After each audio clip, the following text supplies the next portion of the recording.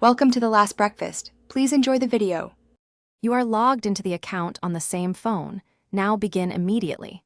On the service's two-step verification page, choose the option that shows a secret key instead of a QR. Open Google Authenticator and tap the plus icon, then pick Enter a setup key. You do this because you cannot scan a QR with the same device.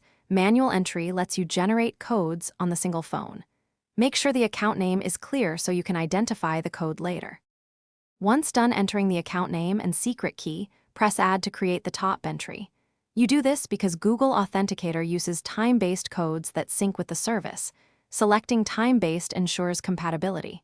Make sure to enter characters exactly and avoid extra spaces. After saving, Authenticator will display a 6-digit rotating code. Note that the code refreshes every 30 seconds.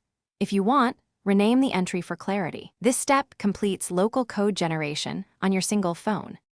You now finish by typing the current 6-digit code from Authenticator into the service's verification box and hitting Confirm or Verify. This links the phone-generated top to your account permanently.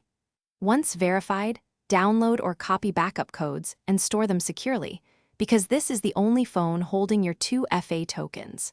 If something goes wrong and the service rejects the code, make sure your phone's time is set to automatic network-provided time. Incorrect device time is the most common issue and will stop codes from validating. Thanks for watching. If this was helpful, leave a like and consider subscribing. See you next time.